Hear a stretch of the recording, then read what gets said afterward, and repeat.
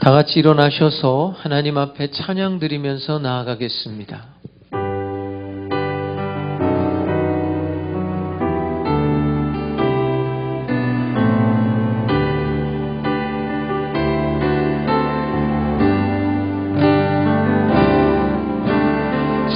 지존하신 주님 이름 앞에 모두 무릎 꿇고 다 경배해. 거룩하신 주님 보좌에 엎드려 절하세.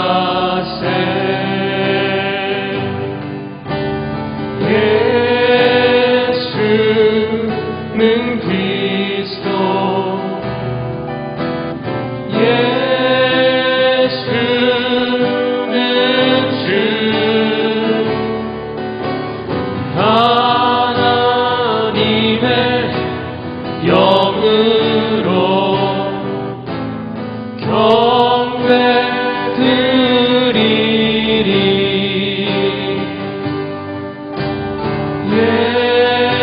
예수는 그리스도, 예수는 주, 하나님의 영으로 경배드리리.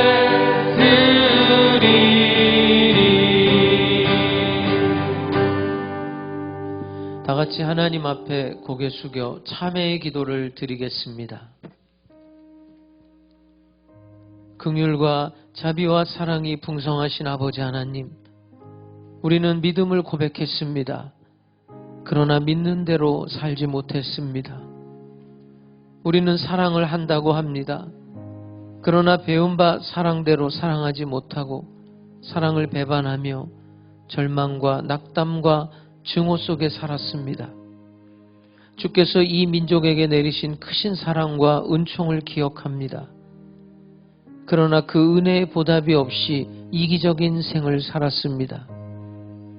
나라를 사랑한다고 하나 나를 사랑하는 마음이 앞서며 하나님을 위한다고 하나 자기 자신을 위하는 것이 너무 커서 마침내 주께 욕 돌리고 나라에도 많은 폐를 끼치고 산 어리석은 인생입니다. 죄 중에 나서 죄와 더불어 살기에 죄에서 헤어나지 못하는 우리들의 생을 굽어보시고 불쌍히 여겨 주시옵소서.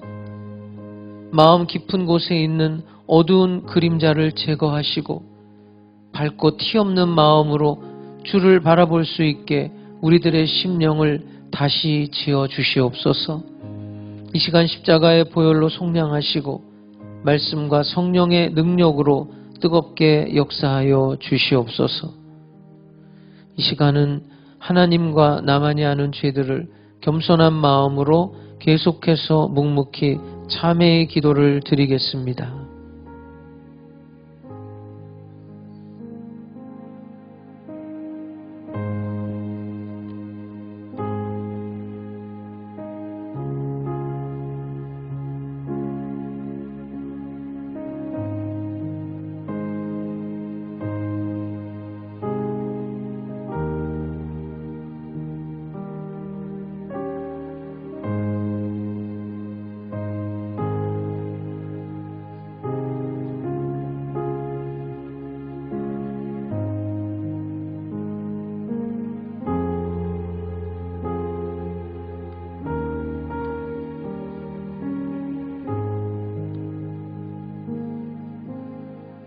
만일 우리가 우리 죄를 자백하면 저는 미쁘시고 의로우사 우리 죄를 사하시며 모든 불의에서 우리를 깨끗게 하실 것이요.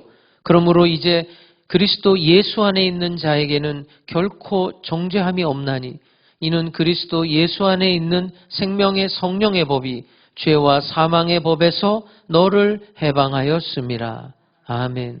전능하사 천지를 만드신 하나님 아버지를 내가 믿사오며 그 외아들 우리 주 예수 그리스도를 믿사오니 이는 성령으로 잉태하사 동정녀 마리아에게 나시고 본디오 빌라도에게 고난을 받으사 십자가에 못 박혀 죽으시고 장사한 지 사흘 만에 죽은 자 가운데서 다시 살아나시며 하늘에 오르사 전능하신 하나님 우편에 앉아 계시다가 저리로서 산자와 죽은 자를 심판하러 오시리라. 성령을 믿사오며 거룩한 공회와 성도가 서로 교통하는 것과 죄를 사하여 주시는 것과 몸이 다시 사는 것과 영원히 사는 것을 믿사옵나이다. 아멘.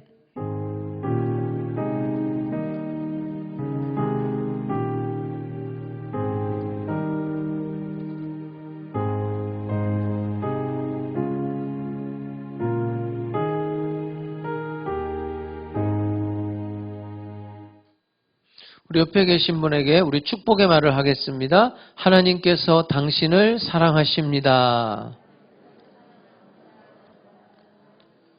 자리에 앉으셔서 찬송가 197장 찬양 드리겠습니다.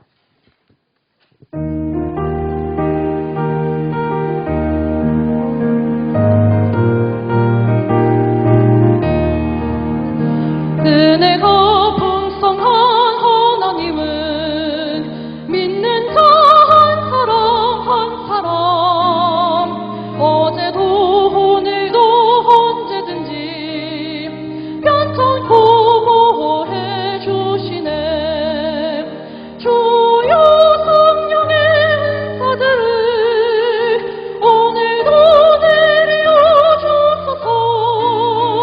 성령의 뜨거운 불길로서 오늘도 충만케 하소서. 정욕과 죄악에 물든 맘은 성령의 불길로 태우사 정결케 하소서. 태우소서. 깨끗게 하여 주옵소서. 주여 성령의 은사들을 오늘도 내려 주소서. 성령의 뜨거운 불길로서 오늘도 충만케 하소서.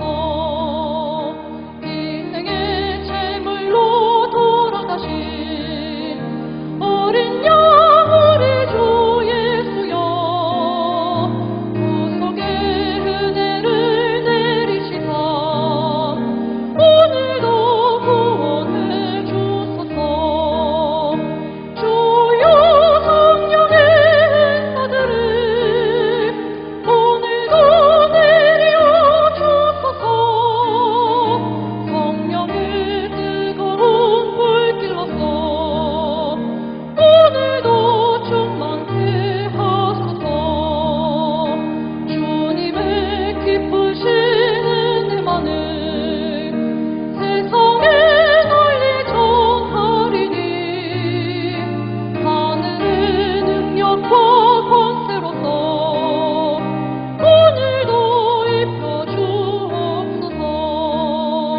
주여 성령의 은사들을 오늘도 내려 주소서. 성령의 뜨거운 불길로서 오늘도 충만케 하소서.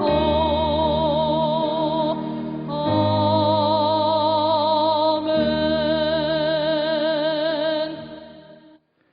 천지를 창조하시고 만물을 새롭게 하시는 하나님, 지난 한 주간도 지켜주시고 함께하시며 거룩한 주일날 대면 예배와 가정에서 예배드리게 하심을 감사드립니다. 이 시간 다시 한번 주님의 사랑을 깨닫게 하시고 십자가의 은혜를 마음속 깊이 새길 수 있도록 인도하여 주시옵소서. 주님의 용서와 위로를 믿기에 다시 한번 엎드려 간구하오니 우리의 죄를 용서하여 주옵시고 그 영광을 받아 주시옵소서. 코로나19 전염병에서 건져주셔서 일상의 생활로 되돌아갈 수 있도록 은혜를 베풀어 주시옵소서. 얼어붙었던 대지를 봄기운으로 녹여주시고 잠들었던 모든 생명체를 깨워주시고 생명의 기운을 불어넣어 주시는 하나님, 새봄을 선물로 주신 하나님의 품 안에서 우리에게 새로운 삶의 장이 펼쳐지게 하옵시고, 어두운 심령에 주님의 따뜻한 빛을 비추어 주시고 주님의 영광을 위하여 밝은 생활을 하게 하옵소서. 우리는 빛의 자녀이오니 어두운 유혹에 빠지지 않게 하시고 어둠의 시험들을 이기게 하옵소서. 이 나라 이 민족을 사랑하여 주시고 국방 경제 문화 모든 것에서 강성한 국가가 되게 하시며 저 북한에도 복음으로 자유의 물결이 일어나게 도와주시옵소서. 주님의 핏값으로 세워주신 하남 순부원교회가 말씀 충만, 성령 충만, 은혜가 충만하고 하나님의 권세와 능력이 나타난 교회가 되게 하여 주시옵소서. 모든 기관들이 갑절의 부흥과 성장을 할 수 있도록 은혜를 주옵시고 모두가 주님의 전을 위하여 은혜 가운데 기쁨으로 헌신할 수 있도록 역사하여 주시옵소서. 혼란스러운 이 시대에 크게 들어 사용하시고자 기름 부으신 당회장 목사님, 신원을 강건하게 하옵시고 말씀을 대언하실 때 많은 심령들이 구름처럼 모이게 하시고 영혼 구원의 역사가 나타나게 하옵소서. 동역하시는 교육자들에게도 동일한 은혜를 주시옵소서. 당회장 목사님을 단임에 세우시고 말씀을 선포하십니다. 주시는 말씀을 통하여 십자가의 사랑을 깨닫게 하시고 모두가 자기 몫의 십자가를 감당하게 하시며 순종의 믿음을 주옵시고 겸손과 빈 마음으로 은혜 받게 하옵소서. 유초등부 예배와 중고청 예배도 동일한 은혜를 주시옵소서. 서진우 형제와 김나인 자매의 특송을 받아주시고 하늘 소망 찬양팀과 예배를 위해 수고하는 손길들 기억하여 주시옵소서. 임마누엘 대신 예수님의 이름으로 기도드립니다. 아멘.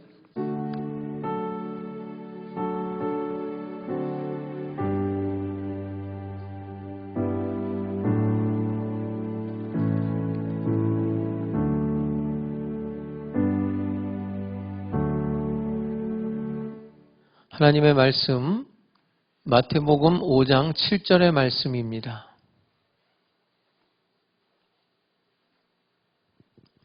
마태복음 5장 7절 함께 읽겠습니다. 시작. 긍휼히 여기는 자는 복이 있나니 그들이 긍휼히 여김을 받을 것이며. 아멘.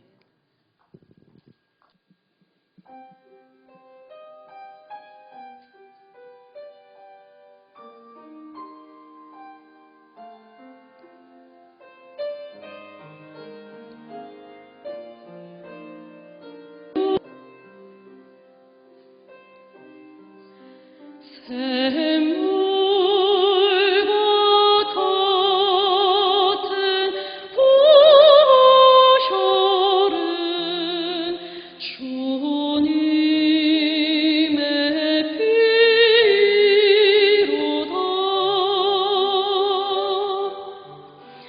보혈의 죄를 씻으며 청하게 되겠네.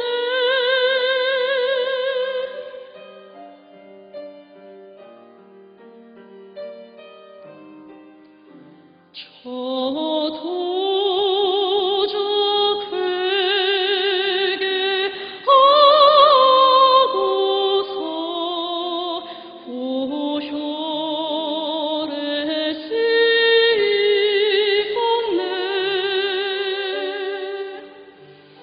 저도적 같은 이름도 죄 짓기 원하네. 죄 짓기 원하네. 죄 씻기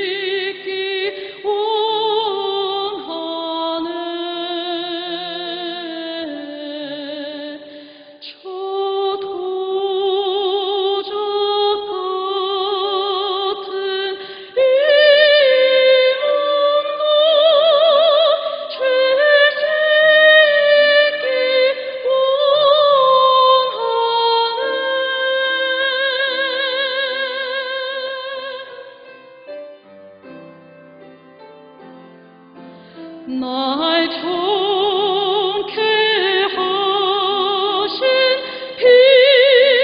비보니 그 사랑 한없네. 살도 난 받는 사랑을 늘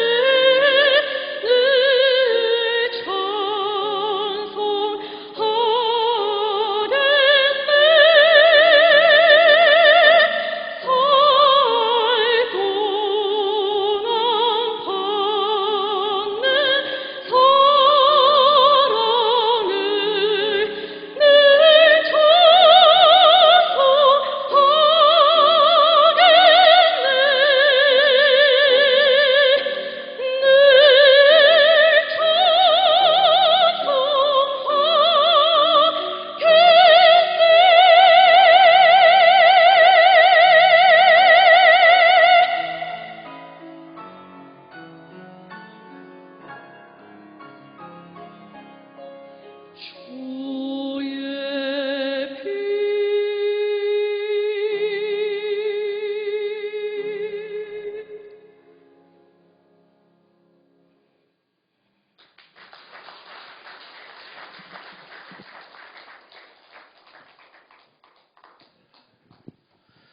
오늘 주일날 하나님 앞에 나온 여러분들, 하나님께서 여러분들을 기뻐하시고 또 여러분의 기도에 응답해 주실 줄로 믿습니다.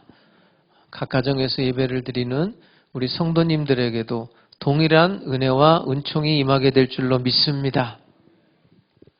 우리가 지금 팔복을 보고 있습니다. 오늘은 이제 5번째 시간인데요. 계속 말씀드리지만 이 팔복은 서로 연결이 되어 있어요. 자, 첫 번째 복이 뭐죠? 저를 보세요.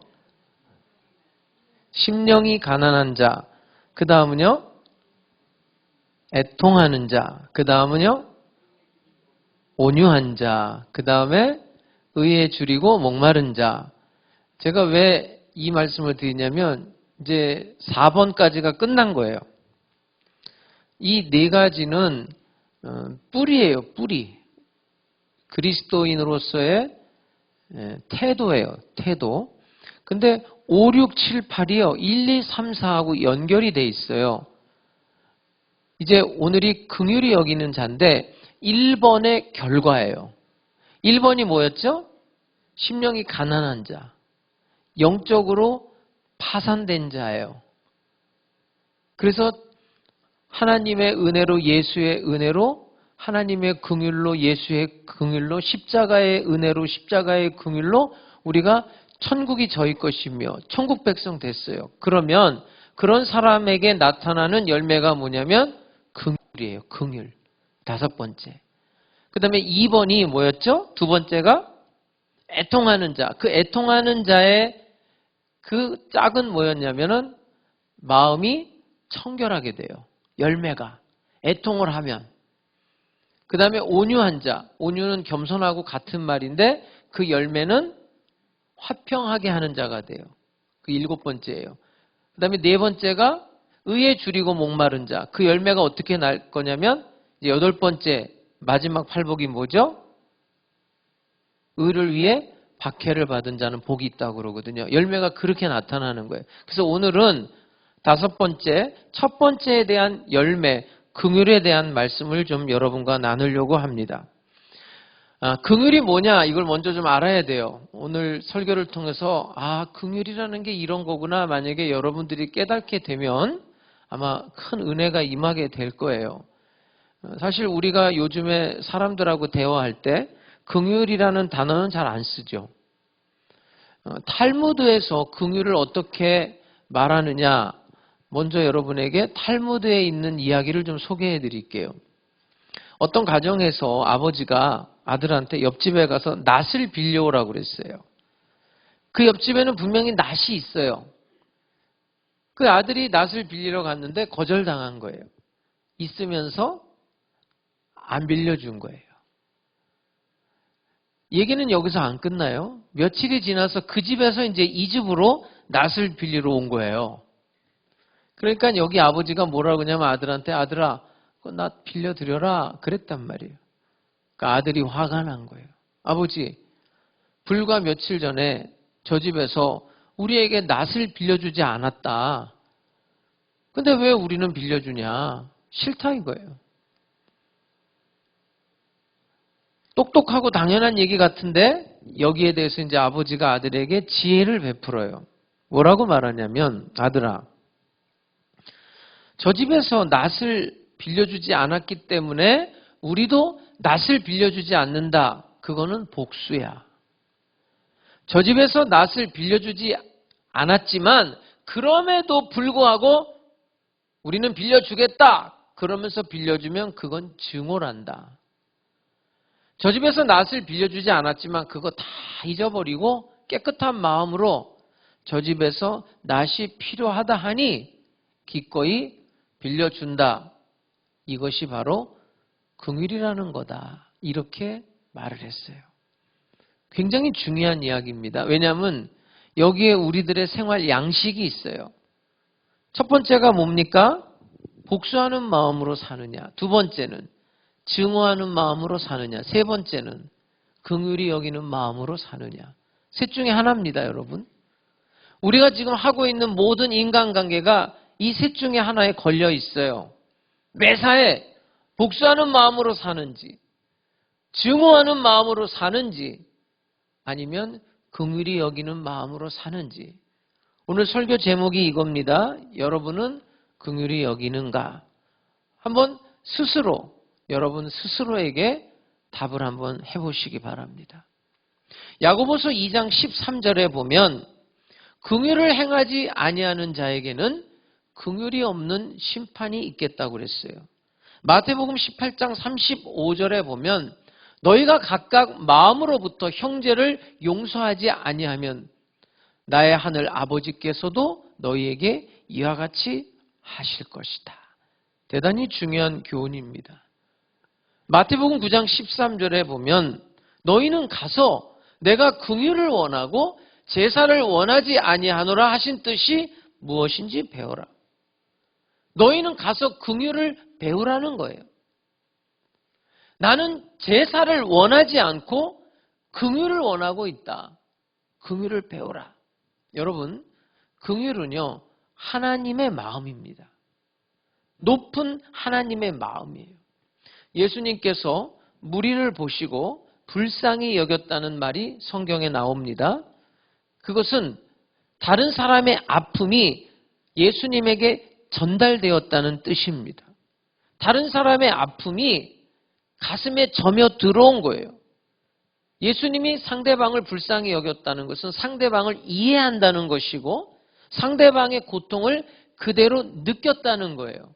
그것이 긍휼이라는 거예요. 다시 말씀드립니다. 긍휼이라는 것은 하나님의 성품이에요. 마태복음 5장 48절에 보면 그러므로 하늘에 계신 너희 아버지의 온전하심과 같이 너희도 온전하라. 여러분, 하나님의 온전하심과 같이 어떻게 우리 인간이 온전할 수 있단 말입니까? 온전하다는 게 무슨 뜻입니까?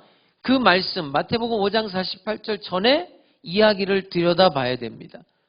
무슨 얘기를 하냐면 하나님께서는 악한 자의 밭에도 비를 내리신다는 거예요. 선한 자의 밭에만 비를 내는 게 아니라 악한 자의 밭에도 비를 내린다. 선인에게 햇볕을 비추지만 선인에게만 빛을 비추는 게 아니라 악인에게도 똑같이 햇볕을 비춰주신다. 이게 긍휼입니다. 이게 온전함이에요. 높은 위치에서 크고 넓은 마음으로 불쌍히 여기는 거예요. 그걸 배우라는 거예요. 그 마음을 닮아가라는 거예요. 오늘 예수님께서 긍휼에 대해서 말씀하고 있는데 우리가 지금 살고 있는 이 시대를 한번 들여다보세요. 긍휼이 있습니까? 뉴스를 볼 때마다 속상해요. 뉴스를 또 안 볼 수는 없잖아요. 목회자로서 세상이 어떻게 돌아가고 있는가를 봐야 되고, 세상의 사람들이 무슨 고민을 하고 있는지, 뭐에 관심을 가지고 있는지 내가 이것을 봐야 거기에서 또 하나님의 말씀을 전할 수 있기 때문에 안 볼 수는 없어요. 그런데 볼 때마다 마음 아픈 일들이 너무나 많아요. 정말 긍휼이 없구나. 정말 사랑이 없구나. 사람이 어떻게 저렇게 할까? 이런 생각이 드는 사건, 사고가 너무 많죠.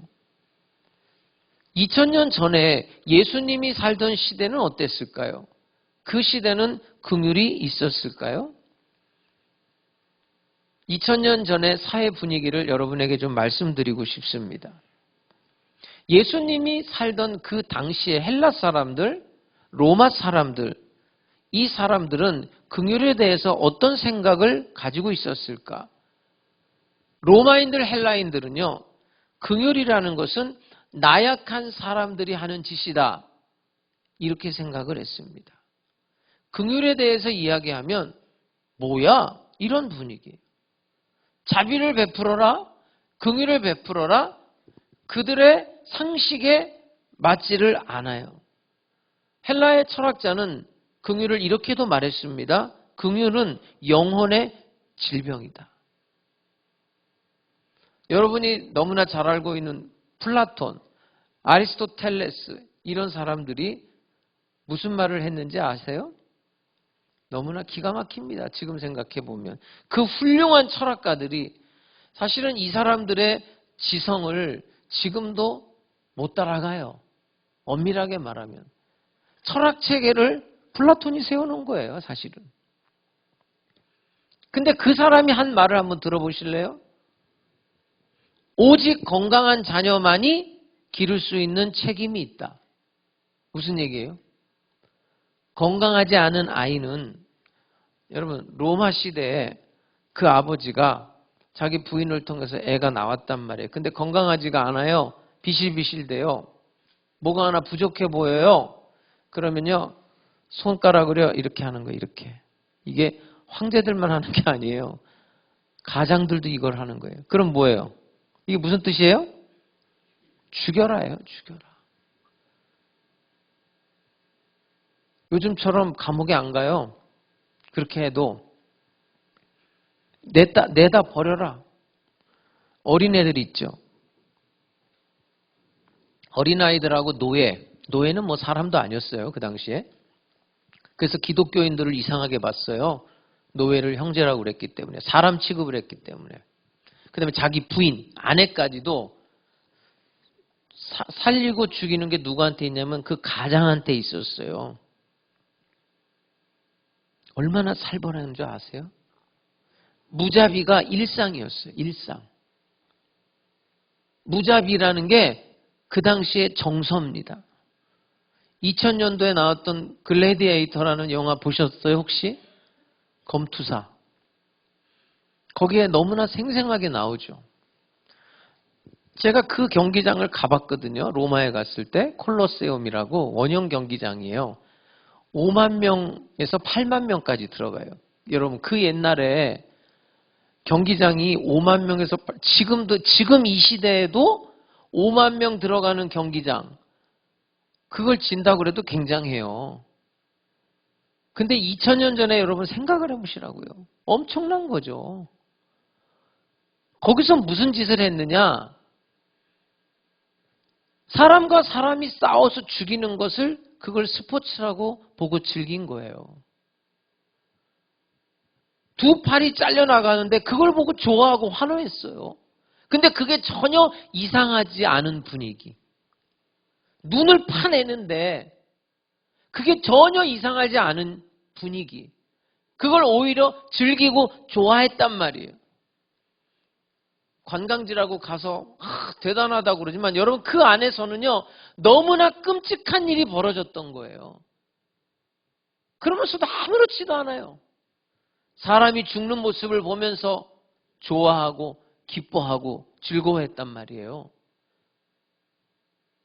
아리스토텔레스는 이런 말을 했습니다. 불구의 자녀는 양육하지 않는 법을 만들어야 된다, 이렇게 주장했던 게 아리스토텔레스. 노예는 살아있는 연장이다 이렇게 말했어요. 여러분 우리가 연장 쓰다가 좀 낡고 무뎌지면 버리잖아요. 노예는 살아있는 연장이라는 거예요. 병들면 갖다 버리고 죽이기도 했어요.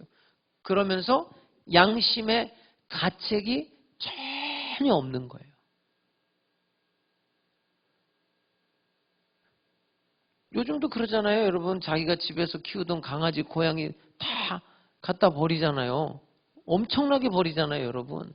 예? 누가 강아지 키운다, 강아지 키운다 그러니까 자기도 한번 키워보는 거예요. 키우다 보니까 힘들거든요. 갖다 버리는 거예요. 양심의 가책이 있으면 그렇게 못합니다. 그런 사람들이에요. 스토아 철학을 대표했던 세네카는 이런 말을 했습니다. 자연스럽지 못한 출생은 다 죽여야 된다. 이렇게 말했어요.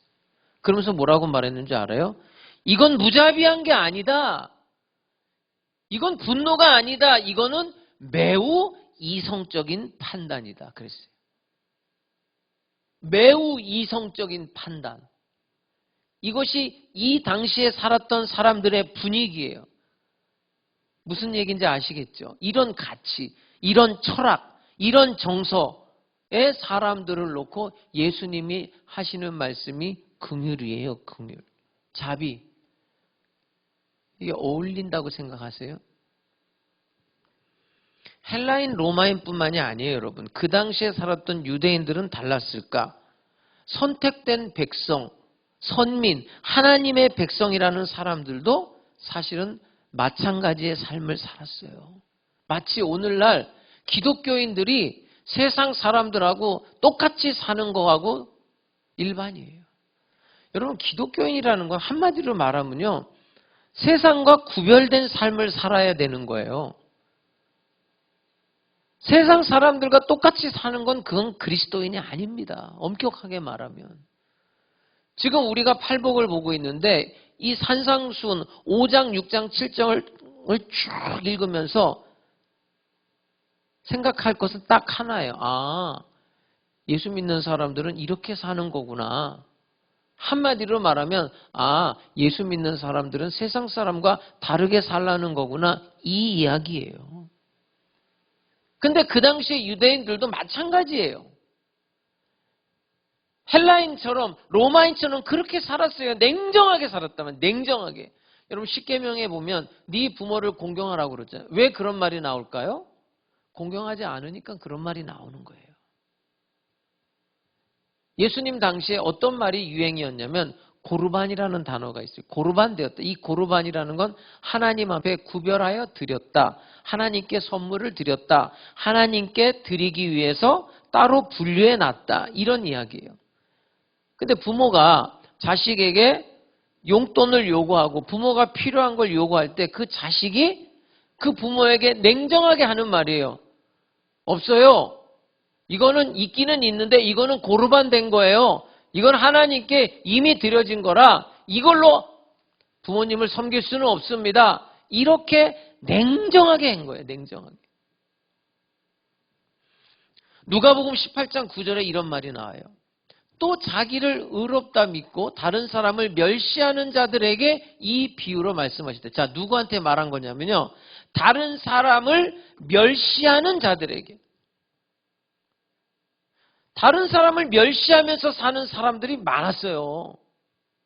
그게 누구였냐면 바리새인이었어요. 바리새인. 그러면서 무슨 비유가 나오냐면 바리새인과 세리의 비유가 나와요. 바리새인이 성전에 올라갔어요. 세리도 성전에 올라갔어요. 그게 하나님께 기도하러 올라갔다는 거예요. 근데 거기서 뭐라고 나오냐면요. 따로 서서 기도했대요. 따로. 그러니까 세리가 여기서 이렇게 기도하고 있는데 이렇게 가서 기도하려다가 세리가 여기 있으니까 저쪽으로 가서 따로 여기 서서 기도했다는 거예요. 따로. 기도의 내용은 뭔지 아세요? 바리새인이 이렇게 기도했대요. 성경에 보면 하나님, 저는 저 세리와 같지 아니함을 감사합니다. 다른 사람을 멸시하는 거예요. 나는 너와 달라. 너 같은 인간하고 나는 달라. 너 같은 인간 상종하고 싶지 않아. 요즘 말로 말하면 전혀 다른 사람에 대해서 공감을 하지 않고 살았다는 거예요.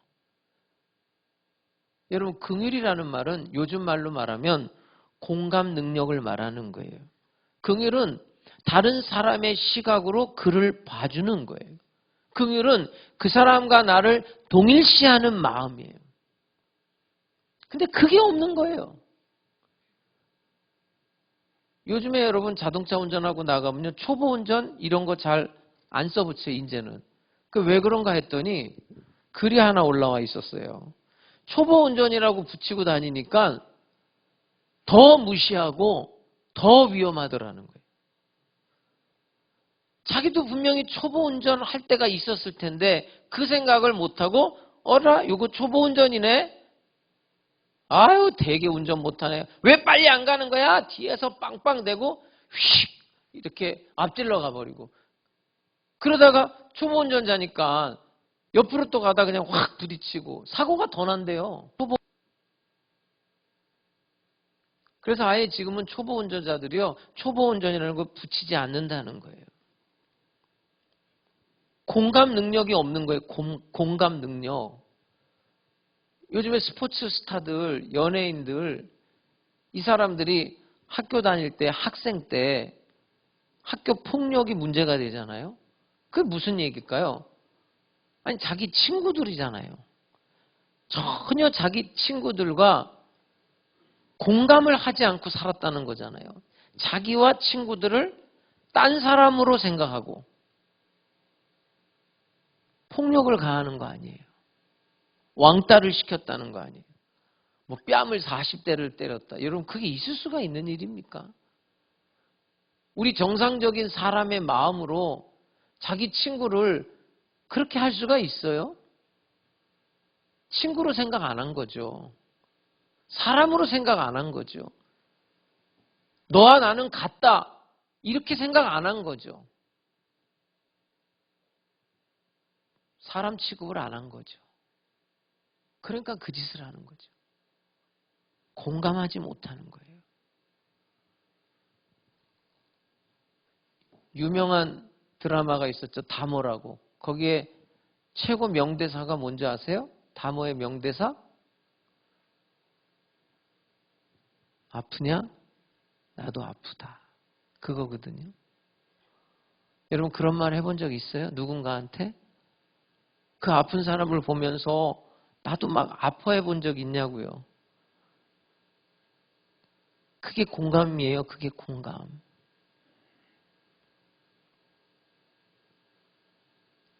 우리나라 MC 중에 유재석이라는 사람이 있는데 그 사람이 내가 알기로는 돈을 제일 많이 받는 걸로 알아요. 근데 그 사람이 왜 비싼 MC가 됐냐면 그 사람이요, 공감 능력이 많은 사람이에요.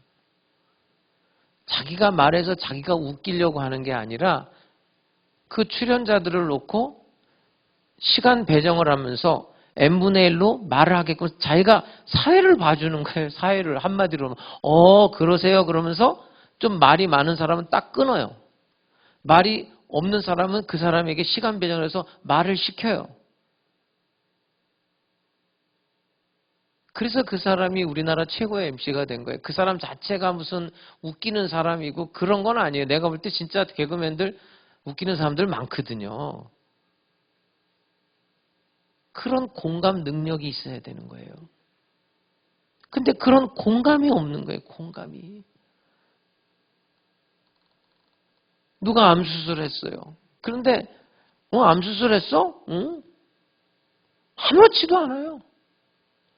누가 병원에 입원했다? 아무렇지도 않아요.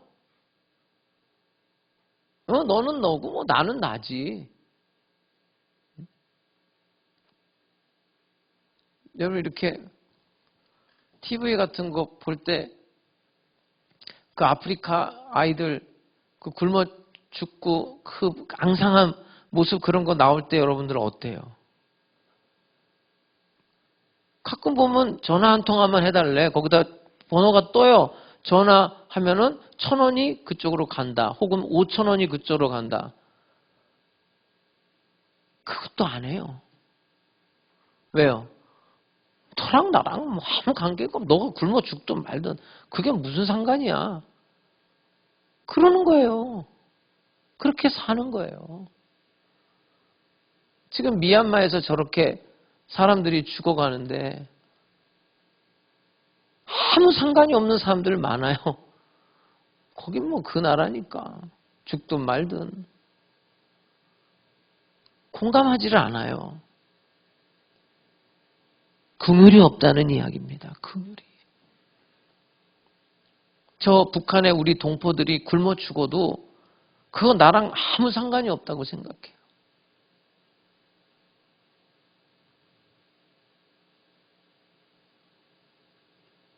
여러분 어떤 사람이 아파서 울어요. 같이 한번 울어줄 마음 없어요? 같이 말이에요. 예수님께서는 무리를 보시고 불쌍히 여겼다는 거 아니에요. 그게 뭐예요? 공감했다는 거예요. 이 긍휼이라는 단어는 헬라어로는 엘레오스인데요.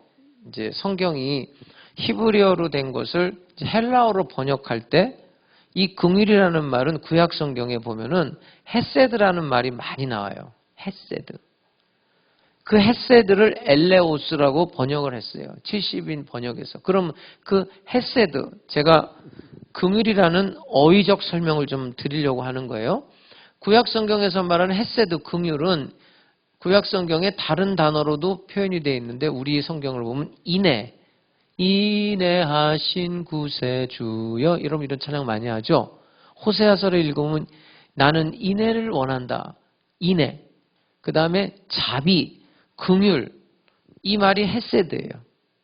그것을 다 합한 게 우리가 지금 쓰고 있는 사랑이에요. 사랑의 하나님 할 때 그 사랑은 자비, 긍휼, 인내 이런 말을 다 합한 게 사랑이에요. 그 신학자들이 구약 성경을 딱 한마디로 구약의 하나님을 어떤 하나님이라고 하느냐 그러면 헤세드의 하나님이라고 그래요. 그 헤세드라는 단어가 그렇게 중요한 단어예요. 그럼 그 헤세드, 긍휼이라는 말의 뜻이 뭐냐? 이 뜻이 굉장히 중요해요. 하나님의 자비하심을 말하는 거고요. 하나님의 행동하심을 말하는 거예요. 예를 들면 이런 거예요. 우리가 누가 이렇게 어려운 일을 당해서 내 마음에 불쌍한 마음이 드는 거예요. 슬픈 마음이 들어요. 그래서 어떡하냐? 불쌍하다. 그리고 끝나는 거는 긍휼이 아니에요. 내가 불쌍한 마음이 들었잖아요.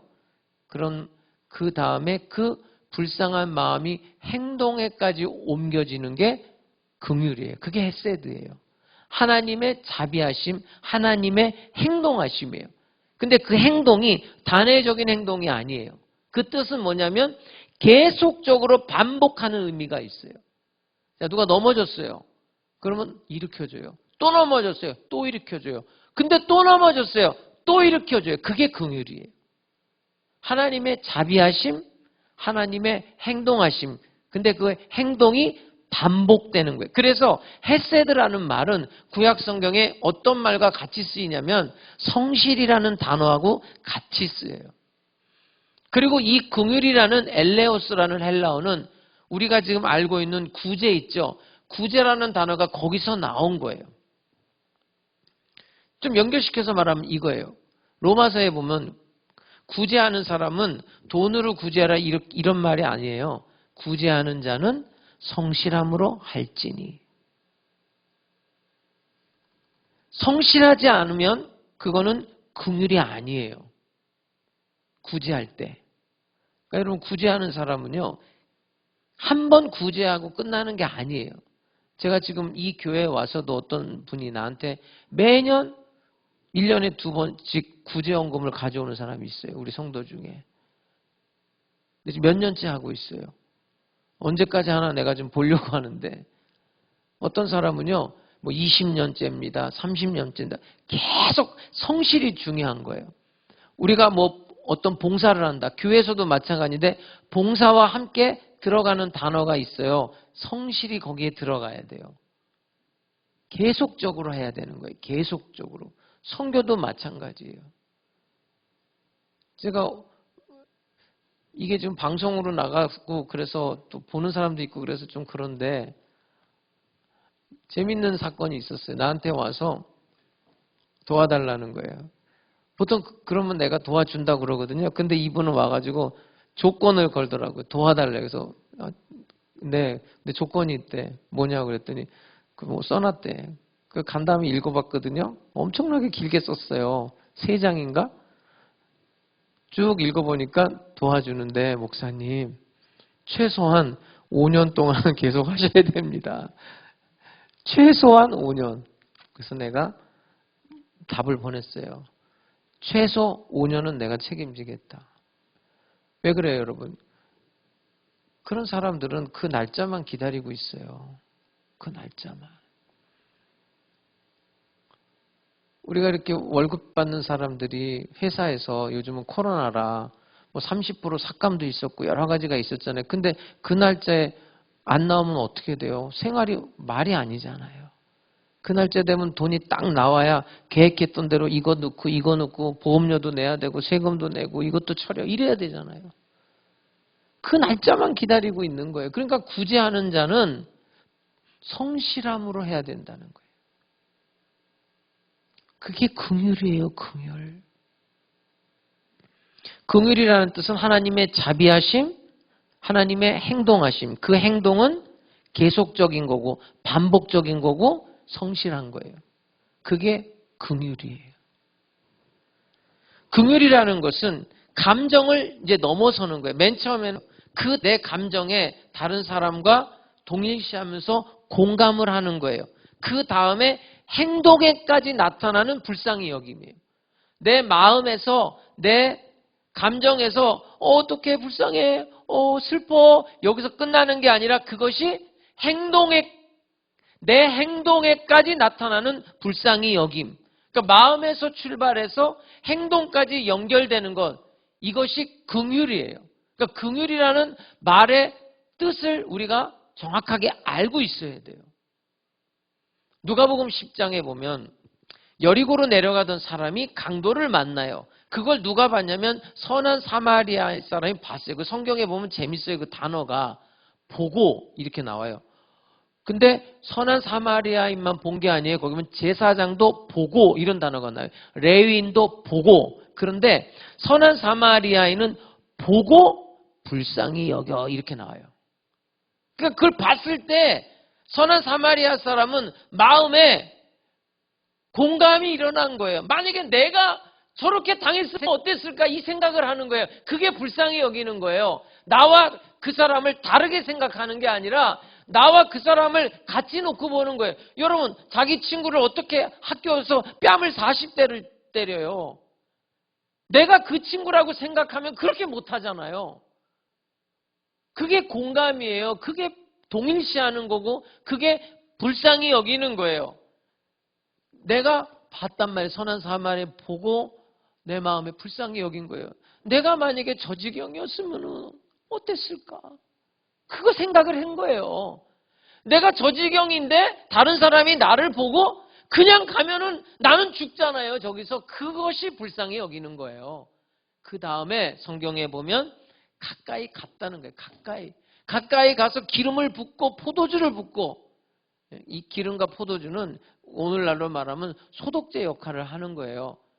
그리고 싸매고 자기 짐승에 태워서 주막까지 데려가서 2데나리온을 주면서 나는 지금 여행 중이라 내가 가야 되니까 갔다가 와서 사실 그 2데나리온도 넉넉하게 준 거예요. 혹시 모자르면 내가 더 지불하겠다. 이런 행위까지 가는 거예요. 이게 긍휼이에요. 그런데 제사장과 레위인은 보고 성경에 보면 피했대요.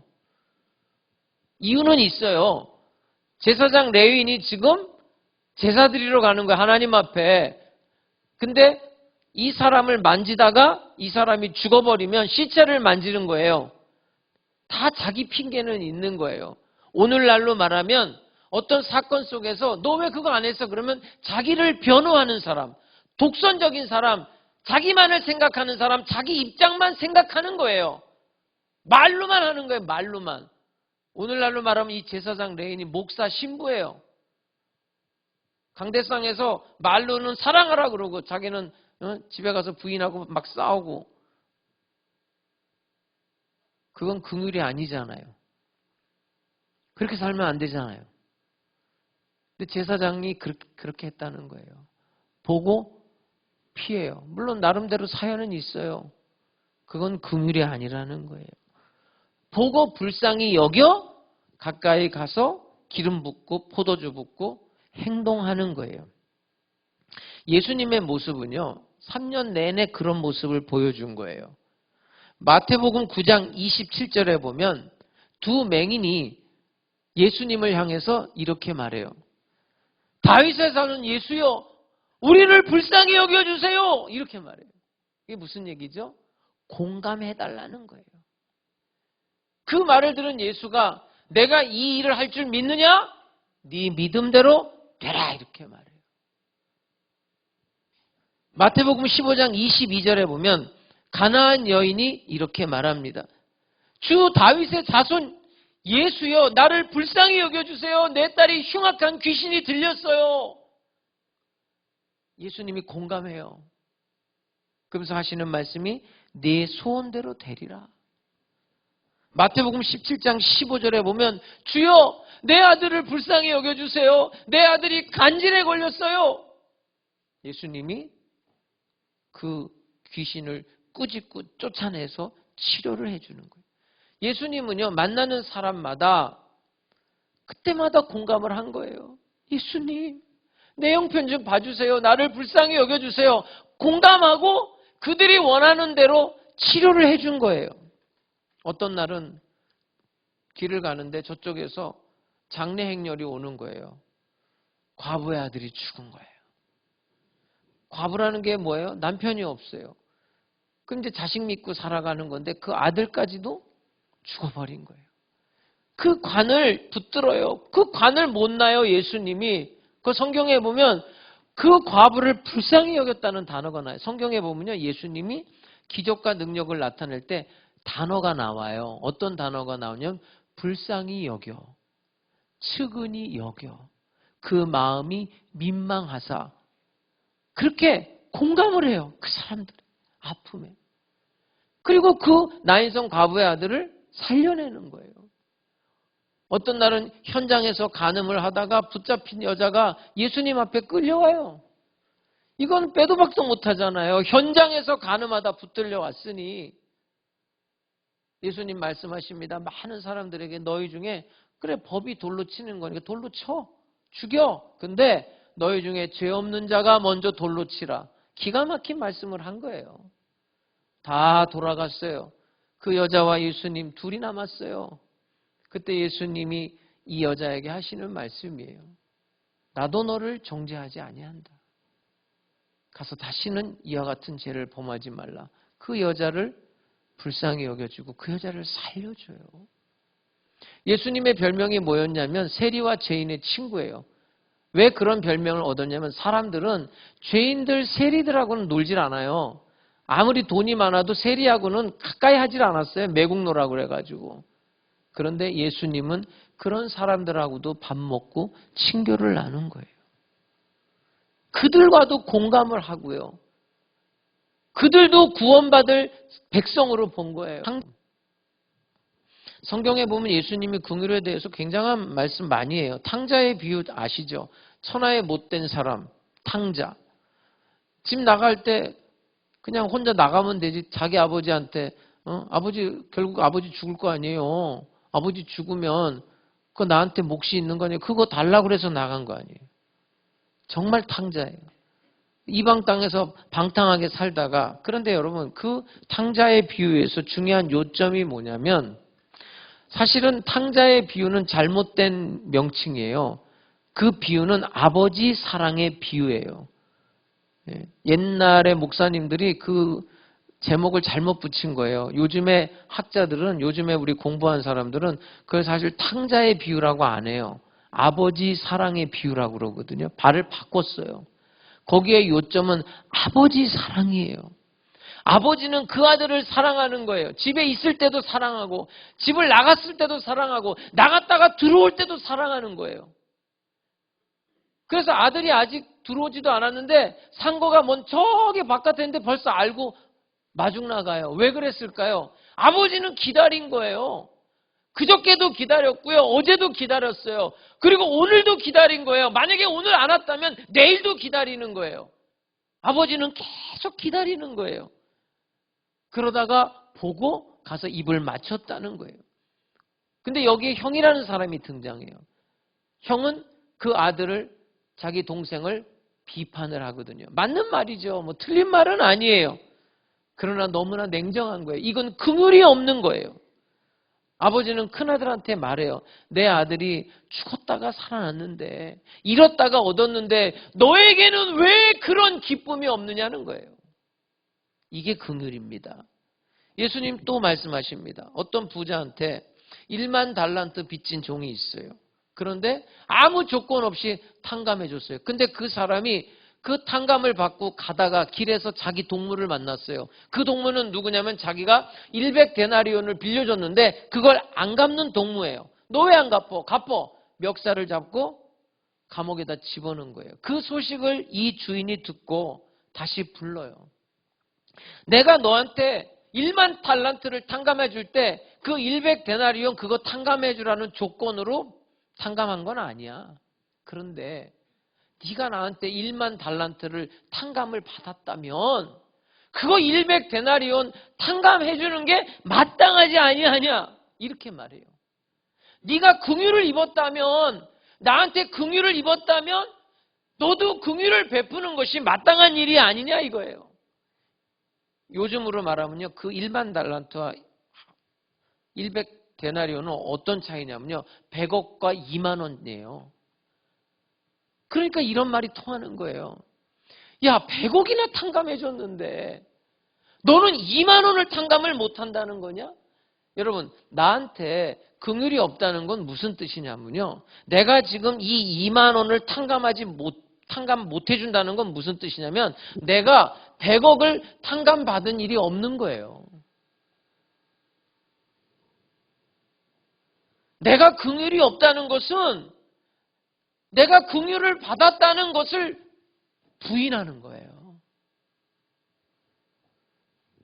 예수님께서 선한 사마리아인의 비유를 보면 제가 다시 한번 좀 설명하고 싶은데요. 제사장이 보고 피했죠. 레위인이 보고 피했잖아요. 근데 선한 사마리아인이 보고 불쌍히 여기고 행동적으로 도와줬잖아요. 여기서 말하는 건 이거예요. 불쌍히 여기지 않는 게 죄라고 말하고 있는 거예요. 나는 살인 안 했는데요. 내가 죽인 거 아닌데요. 나는 도둑질 안 했는데요. 그러니까 나는 죄가 없는데요. 이렇게 말할지 모르겠지만 예수님의 말씀은 이거예요. 죽어가는 사람을 보고 불쌍하게 여기지 않는 것, 그게 살인이고 그게 죄라는 거예요. 그 말씀을 하고 있는 거예요. 이게 예수님이 우리에게 가르쳐주는 죄의 개념이에요, 여러분. 왜 긍휼히 여기지 않느냐는 거예요. 예수님 자체가 긍휼로 이 땅에 온 거예요. 하나님이 인간의 모습으로 성육신한 그 사건 자체가 긍휼이에요. 제가 이 말씀을 혹시 여러분들이 오해할까 봐 한번 짚고 넘어갈게요. 이 말씀을 이렇게 말하는 사람이 있어요. 야, 긍휼히 여겨. 보세요. 오늘 본문에 이렇게 나왔잖아요. 긍휼히 여기는 자는 복이 있나니 저희가 긍휼히 여김을 받을 것이다. 너 긍휼히 여겨. 그러면 너도 긍휼히 여김 받을 거야. 이런 뜻 아닙니다. 오늘 이 설교를 듣고도 그렇게 생각하고 있으면 저는 설교를 헛한 거예요. 긍휼이라는 건 하나님의 마음이라고 그랬잖아요. 그게 첫 번째 복. 심령이 가난한 자는 복이 있나니 천국이 저희 것입니다. 심령이 가난하다는 건 영적 파산제. 나한테 아무것도 없어요. 그런데 왜 천국이 내게 됐냐면 하나님이 나를 긍휼히 여겨서 예수의 십자가로 나를 용서해줘서 천국이 내게 된 거예요. 하나님의 긍휼이 나한테 임한 거예요. 그래서 그 결과로 그 열매가 어떻게 나타나냐면 내가 긍휼히 여기는 거예요, 이제. 그 성경에 보면 이렇게 나와요, 순서가. 복되도다 긍휼히 여기는 자요. 내가 긍휼히 여김을 받았기 때문에 내가 긍휼히 여기는 거예요. 그러니까 긍휼히 여기는 것 자체는 복되다는 거예요. 그 말씀을 하고 있는 거예요. 내가 지금 긍휼을 베푸는 마음이 복된 거예요. 왜냐하면 내가 긍휼을 받았기 때문에 긍휼을 행하는 거예요. 그럼 내가 왜 긍휼을 행하지 못하느냐? 나는 긍휼을 못 받은 거예요. 그 메시지를 내가 전달하는 거예요. 내가 지금 누군가에게 긍휼을 행하고 있다는 것은 내가 하나님으로부터 긍휼을 받았다는 메시지를 전하고 있는 거예요. 그런데 내가 긍휼을 베풀지 않는다는 것은 나는 긍휼을 받은 적이 없어요 라고 부인하는 거예요. 그래서 긍휼히 여기는 자는 복되다는 거예요. 복되도다 긍휼히 여기는 자요. 에베소서 2장 3절에서 5절을 잠깐 볼게요. 여기서 중요한 단어는 전에는이라는 단어예요. 전에는 우리도 다 그 가운데서 우리 육체의 욕심을 따라 지내며 육체와 마음에 원하는 것을 하여 다른 이들과 같이 본질상 진노의 자녀였다. 그러니까 전에는 나도 이 사람들하고 똑같이 본질상 진노의 자녀였어요. 그런데 긍휼이 풍성하신 하나님이 우리를 사랑하신 그 큰 사랑을 인하여 허물로 죽은 우리를 그리스도와 함께 살리셨다. 너희는 은혜로 구원받은 거다. 전에는 지금 다른 세상 사람들과 같이 나도 똑같은 본질상 진노의 자녀였는데 긍휼의 하나님이 나에게 긍휼을 주신 거예요. 그래서 내가 구원을 받았다는 거예요. 그래서 이제 내가 긍휼을 실천하면서 살 수 있는 거예요. 하나 더 볼게요. 베드로전서 2장 10절이에요. 여기도 말씀이 전에는이라는 단어가 중요해요. 이제는이라는 단어와. 너희가 전에는 백성이 아니더니 이제는 하나님의 백성이요. 전에는 긍휼을 얻지 못하였더니 이제는 긍휼을 얻은 자라. 전에는 하나님의 백성이 아니었어요. 그런데 긍휼의 하나님한테 내가 긍휼을 받아서 이제는 하나님의 백성이 된 거예요. 구원받은 백성이 된 거예요. 전에는 내가 영적 파산자로서 내가 아무것도 구원받을 의의가 나한테 없었기 때문에 나는 지옥에 갈 수밖에 없는 사람이었어요. 그런데 하나님의 긍휼로 천국이 저희 것이며 거저받은 거예요. 그래서 내가 긍휼의 사람이 이제 되는 거예요. 내가 긍휼을 베풀고 그 다음에 내가 긍휼을 받는 게 아니라 하나님, 긍휼의 하나님으로부터 내가 긍휼을 받았기 때문에 이제 내가 긍휼의 사람으로 살아가는 거예요. 이제 우리는 어떻게 긍휼히 여길까? 좀 구체적으로 말씀드리고 마칠게요. 물질적으로 여러분들이 다른 사람을 긍휼히 여길 수가 있어요. 성경 곳곳에 물질에 대해서 인색하지 말라고 그랬어요. 넉넉하게. 헌금 드릴 때도 인색하게 드리지 말라고 그래요. 넉넉하게. 움켜쥐려고 하지 말라는 거예요. 여러분, 다른 사람을 도와줄 때 이런 말이 있어요. 다른 사람을 도와줄 때 지갑을 만지작거리는 거는 구제가 아니고 다른 사람을 도와주는 게 아니라 그건 벌금을 내는 거다. 이런 말이 있어요. 이거는요, 우리 인간의 마음을 콕 찌르는 단어거든요. 우리가 누군가를 도와줄 때, 헌금을 할 때 계산하잖아요. 우리가 지갑을 만지작거리면서 얼마를 줄까. 그렇게 주는 거는 구제가 아니고 벌금을 낸다는 거예요. 긍휼의 마음으로 하라는 거예요. 긍휼의 마음. 인색하지 않게. 왜요? 전에는 내가 그랬단 말이에요. 내가 그렇게 어려웠던 사람이에요. 성경 표현을 보면 너희도 전에 고아와 과부와 나그네였던 것을 기억하라 이러잖아요. 네? 나도 가난했었고 나도 헐벗었었단 말이에요. 그런데 하나님이 나에게 축복을 주셔서 나가 지금 있는 자가 된 거예요. 모든 물질과는 그런 거예요. 하나님 거잖아요. 내게 어디 있어요? 그러니까 그걸 줄 때 그걸 내가 계산해서 그렇게 하지 말라는 거예요. 풍성하게 받았잖아요. 내가 하나님으로부터. 제가 늘 여러분한테 말씀드리잖아요. 여러분들 먹었는데도 돈이 남으면 그건 여러분 거 아니라니까요. 나눠줘야 되는 거예요. 그게 긍휼이에요. 이 구제라는 단어는 긍휼에서 나온 단어예요. 그리고 그 긍휼을 행할 때, 구제할 때 성경은 가르쳐요. 왼손이 하는 거, 오른손이 하는 거 왼손이 모르게 하라는 거예요. 그리고 네 걸 가지고 하라는 거예요. 조세영이처럼 뭐 남의 거 갖다가 성경에 그런 말 없어요. 뭐 부자 거 갖다가 가난한 사람 주고 그거 아니에요. 네 양식을 남에게 나눠주라고 그래요. 네 양식을. 근데 바리새인처럼 하면 안 돼요. 바리새인은 나팔을 불면서 구제했다는 거예요. 무슨 얘기냐면 구제하면서 다 소문내는 거예요. 내가 이렇게 했다고. 그렇게 하지 말라는 거예요. 열매가요. 벌레가 낄 수가 있거든요. 특히 어떤 열매에 벌레가 끼냐면 단 거. 아주 좋은 열매에 벌레가 낀다는 말이 있어요. 이 구제는 좋은 거거든요. 하나님이 기뻐하시는 일이거든요. 거기에 자기의 의라는 벌레가 낄 수가 있어요. 나의 의가 거기에 들어간단 말이에요. 그러면 하늘에서는 상이 없다고 얘기하잖아요. 어쨌든 우리는 물질로 긍휼을 행할 수 있어요. 또 하나, 우리는 영적으로도 긍휼히 여겨야 돼요. 장례식 갈 때마다 느끼는 게 그거잖아요. 어거스틴이 유명한 말을 했어요. 장례라는 건 뭐예요? 그 사람의 몸속에 있던 영혼이 떠나는 게 죽음이잖아요. 영혼이 떠난 몸을 놓고 우리가 운다면 하나님이 떠난 영혼을 놓고는 더 크게 울어야 되지 않겠느냐 이거예요. 구원받지 못한 그 사람들을 우리가 구원시키는 일이 그들을 위해 울어야 되는 게 긍휼이에요. 전에 우리가 그랬잖아요. 전에 본질상 진노의 자녀였잖아요.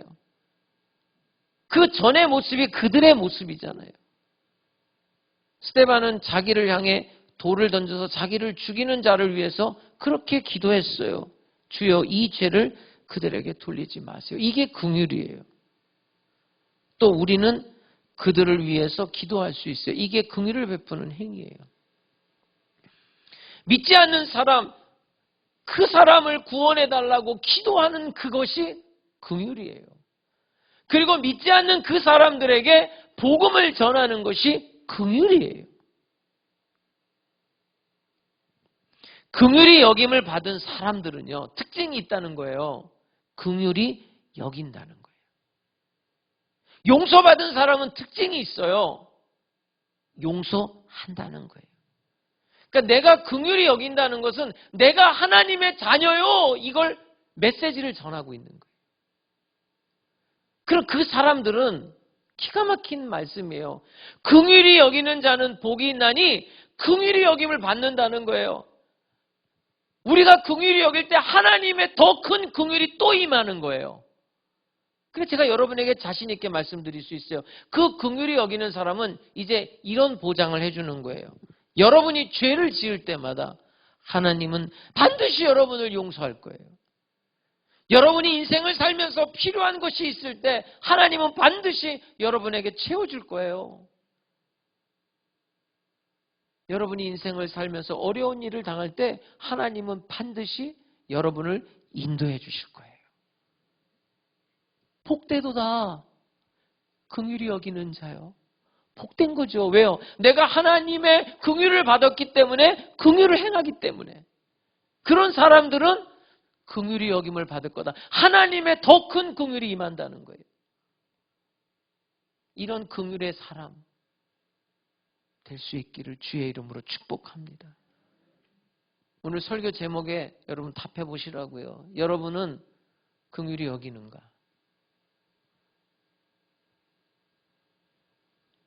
스스로 답하시기 바랍니다.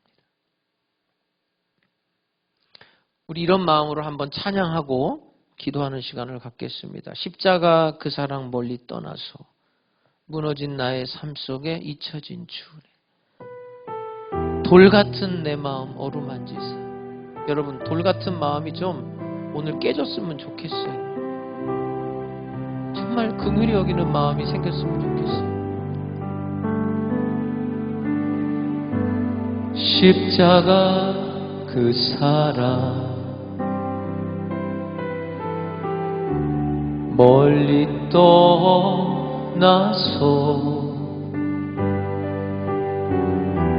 무너진 나의 삶 속에 잊혀진 주 은혜 돌 같은 내 마음 어루만지사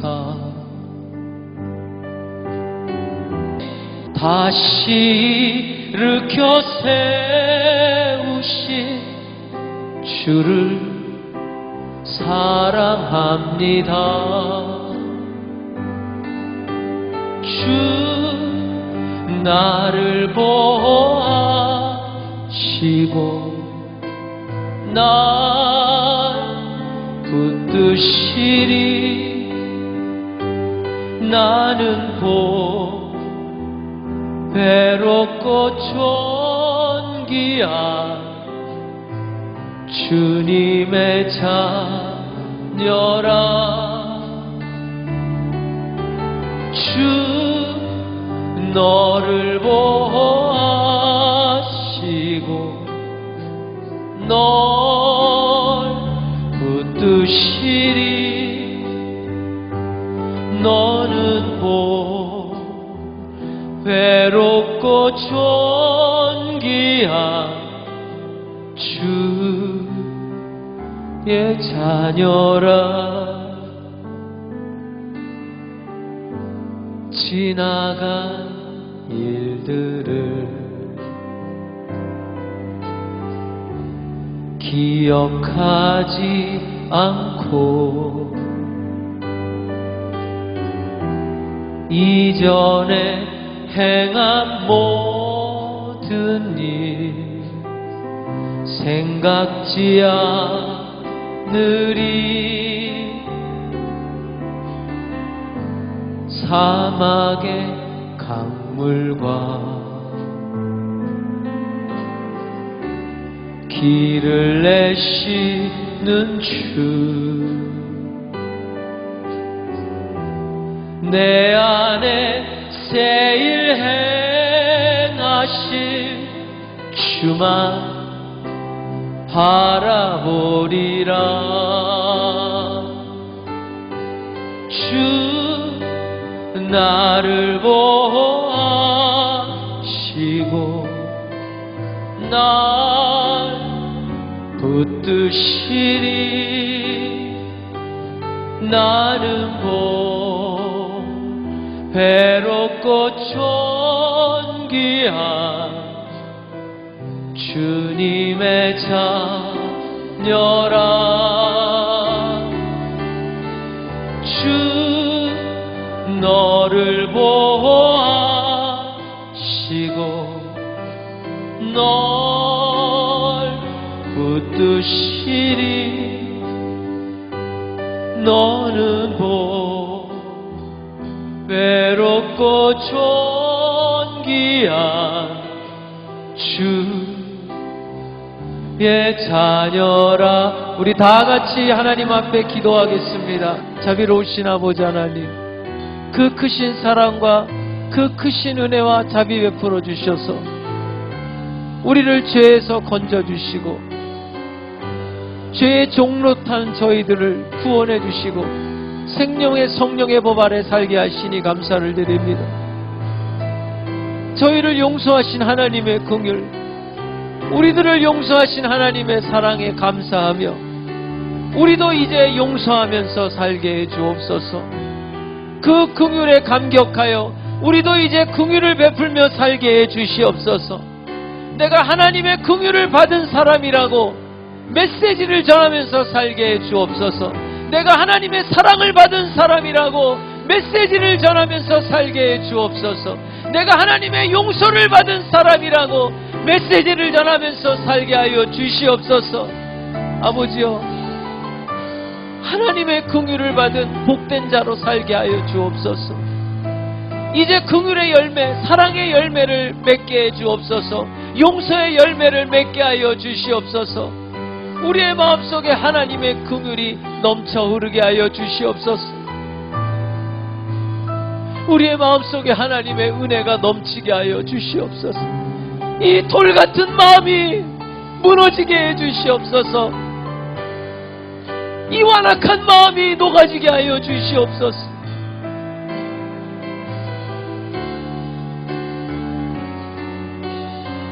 하나님, 이 돌덩어리 같은 마음 하나님의 긍휼로 녹여주시옵소서. 하나님, 역사하시옵소서. 이 완악한 마음을 녹여주시옵소서. 이 돌 같은 마음을 녹여주시옵소서. 개가 토했던 것을 먹던 것처럼 반복적으로 죄를 짓는 저희들을 용서하시고 또 용서하시고 사랑하시고 또 사랑하시는 그 하나님의 사랑, 그 하나님의 긍휼을 선포하면서 살게 해 주옵소서. 하나님 감사합니다. 하나님의 자녀로 살게 하여 주시니 감사합니다. 우리 성도들의 삶에 하나님의 긍휼이 넘치게 하시니 감사합니다. 예수님의 이름으로 기도드립니다. 아멘. 마음의 소원이 있는 사람들은 믿음으로 아픈 곳에 손을 얹으시기 바랍니다. 문제 있는 사람, 마음의 소원이 있는 사람들은 가슴에 손을 얹고 기도하겠습니다. 살아계신 아버지 하나님, 죄와 사망의 법에서 우리를 건지시고 하나님의 긍휼로 구원해 주시니 감사를 드립니다. 이제 우리가 긍휼을 행할 때 성령의 능력으로 할 수 있게 하여 주시고 하나님의 사람으로서 빛과 소금의 역할을 감당하게 하여 주시옵소서. 하나님의 백성들 오늘 이 시간 치료해 주시옵소서. 하나님의 일하는 사람들 하나님께서 축복해 주시옵소서. 예수의 이름으로 명하노니 성도들의 몸에서 병만은 떠나가라, 질병은 떠나가라, 저주는 떠나갈지어다. 재무의 영은 묶임을 받고 떠나가라. 원수 마귀의 일을 멸하여 주시고 하나님의 은혜와 축복을 다시 한번 경험하게 하여 주시옵소서. 문제마다 주님께서 해결해 주시고 상한 마음을 주님이 어루만져 주옵소서. 마음의 소원 기도의 제목에 주께서 응답하시고 하나님의 기적과 능력을 경험하게 하여 주옵소서. 날마다 하나님의 임재를 경험하며 하나님께 영광 돌리는 하나님 순복음 백성들의 삶이 되게 하여 주시옵소서. 영혼이 잘됨 같이 범사에 잘되고 강건하며 생명을 얻되 풍성히 얻게 해 주시옵소서. 예수님의 이름으로 기도드립니다. 아멘. 기도하고 구한 것은 받은 줄로 믿으라. 내 믿음대로 될지어다. 기쁨으로 준비한 예물 하나님 앞에 드리겠습니다. 할렐루야.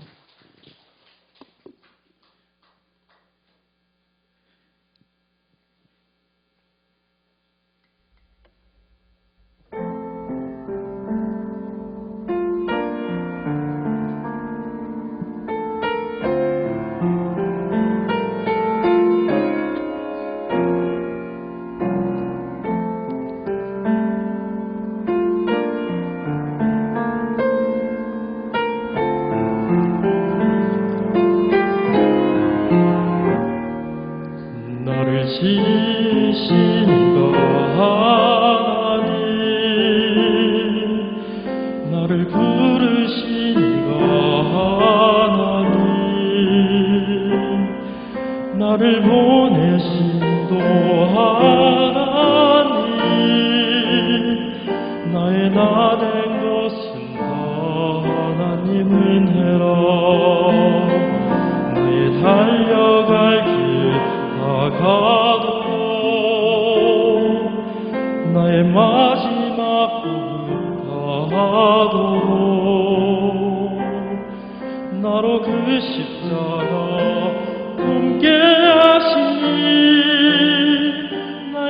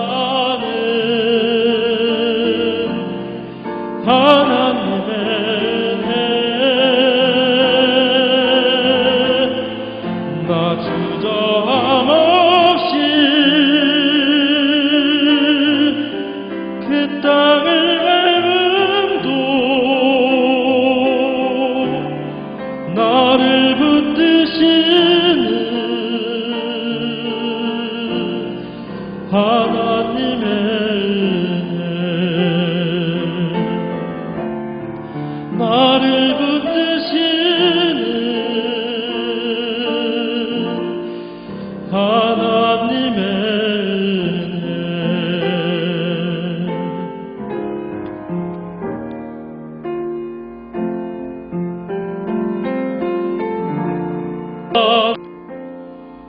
나를 지으신 거 하나님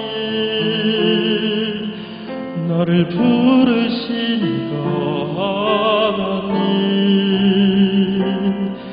나를 보내시고 하나님 나의 나 된 것은 하나님 은혜라.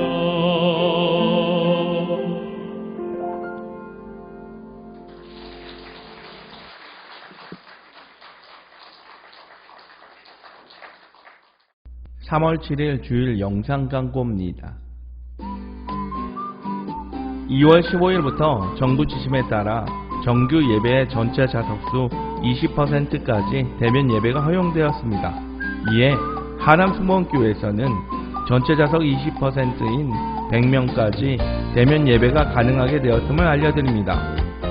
또한 하남승무원교회에서는 대면 예배를 위하여 안전수칙을 준수하며 사회적 거리두기와 교회 곳곳 소독을 철저히 하고 감염 예방에 최선을 다하고 있사오니 성도님들께서는 안심하시고 대면 예배에 나오시길 바랍니다. 아울러 비대면 예배는 새벽 예배를 제외한 수요, 금요 예배 및 주일 예배 모두 실시간 밴드를 통해 비대면 예배로도 드려집니다. 녹화 예배는 유튜브나 교회 홈페이지를 통해 지난 예배에 참여하실 수 있사오니 성도님들께서 참고하시길 바랍니다. 영적 성장을 위한 성경학교 5기 및 6기 비대면 온라인 강의가 금일 주일 오후 3시에 각 가정에서 줌을 통해 누가복음 강의로 배은혜 전도사님께서 진행해 주시겠습니다. 교회학교 소식입니다. 중고등부 대면 예배가 매주 주일 오전 11시에 4층 로데몰에서 있겠습니다. 중고청 비대면 말씀 묵상이 매주 주일 저녁 9시 30분에 있겠습니다. 유아 유치부, 유초동부 주일 예배는 밴드 및 유튜브에 예배 녹화 영상을 올리고 있습니다. 성도님들의 많은 관심 부탁드립니다. 교회 행사 안내입니다. 사순절은 부활절 주일을 뺀 40일 전부터 시작됩니다. 올해 2021년 사순절은 2월 17일 수요일부터 4월 3일 토요일까지입니다. 도기별 단체 카톡 및 문자를 통해 사순절 기간 동안 말씀과 기도로 예수님과 함께 동행하시길 바랍니다. 종료주일은 3월 28일이며 고난주간 특별 새벽 기도회는 3월 29일 월요일부터 4월 2일 금요일까지이고 부활절 예배는 4월 4일 오전 9시와 11시 예배, 부활절 칸탄타는 오전 11시 예배 때에 있겠습니다. 기타 안내입니다. 봄맞이 교회 대청소가 3월 27일 토요일 오후 1시에 있겠습니다. 성도님들의 많은 참여 바랍니다. 지난주에 있었던 겨울 성경학교 행사 리뷰입니다. 하남승무원교회 유초동부 겨울 성경학교 행사가 나는 왕의 자녀라는 주제로 지난주 비대면 온라인으로 진행되었습니다. 코로나19로 인하여 비록 대면으로 열리지는 못했지만 많은 친구들이 시대 흐름에 맞추어 랜선 미팅을 하면서 성경 이야기와 만들기 공과 및 성경 퀴즈, 생일 파티, 초등부 해장단 임명장 수여 등과 겨울 성경학교 주제곡도 함께 배우며 즐거운 시간을 가졌습니다. 무사히 행사를 마치게 인도하신 하나님께 영광 돌리며 교회학교 선생님들의 헌신과 수고에도 감사를 드립니다. 지난주 있었던 행사 하이라이트 보시겠습니다. 사도신경 우리의 신앙 고백 1, 2, 3, 4 나는 전능하신 아버지 하나님 전지를 믿습니다. 나는 그의 유일하신 아들 우리 주 예수 그리스도를 믿습니다. 그 성령으로 잉태되어 공정녀 마리아에게서 난 그렇기 때문에 을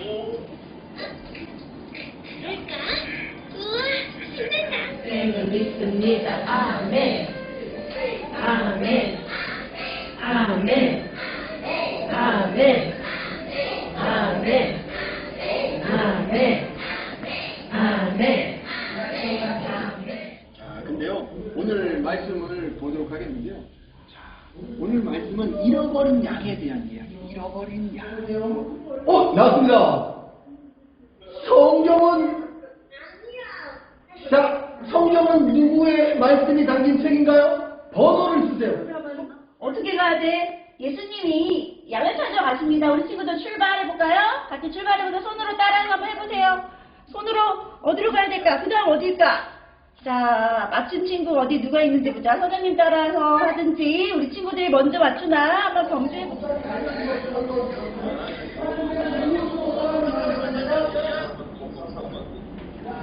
사랑하는 내 친구 생일 축하합니다. 축하합니다. 생일 축하합니다. 사랑하는 내 친구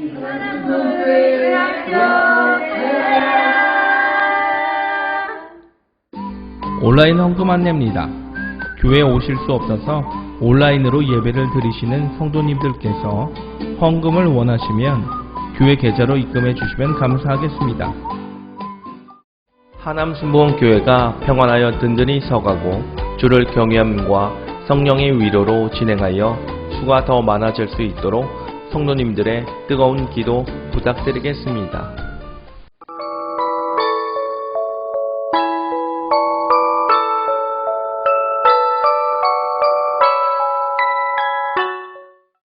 하나님 아버지 감사합니다. 신령과 진정으로 예배드리고 이 시간 10의 1조 예물, 주일 헌금, 주일 감사 예물, 선교 예물, 전도 예물, CLS 후원 예물, 생일 감사 예물, 1000번째 예물, 자녀를 위한, 자손들을 위한 감사 예물, 각종 예물을 정성을 다해 올려드립니다.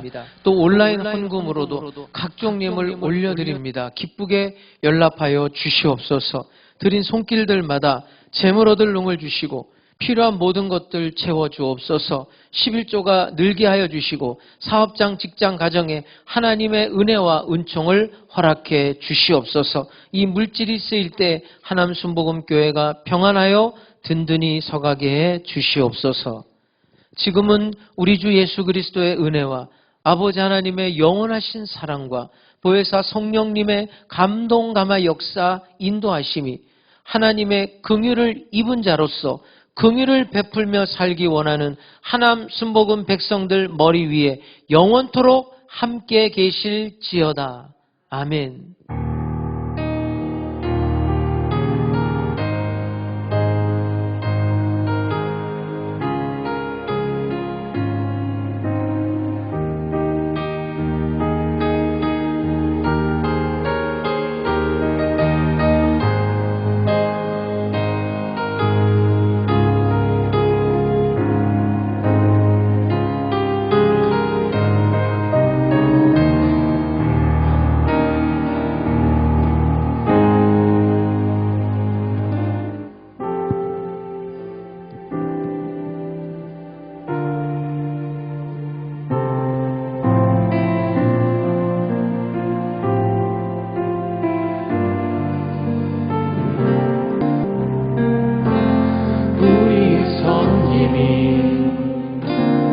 더 낮은 곳으로 우리의 고백이 더 낮은 곳으로 쓰러져 있는 그들을 향해 당신이 그랬듯 더 낮은 곳으로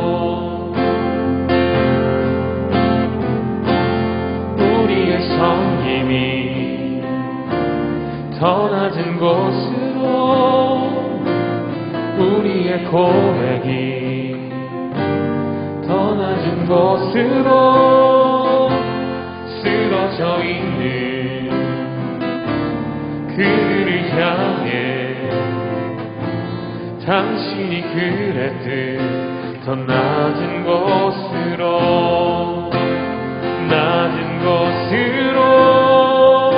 우리 초대하네. 함께 하자고 말씀하시네. 우리도 예수 그 길을 따라 함께 가길 원하네. 주님이 우리와 함께 하시네. 십자가 흘린 예수의 손으로 모든 아픔을 위로하시네. 우리에게 보여주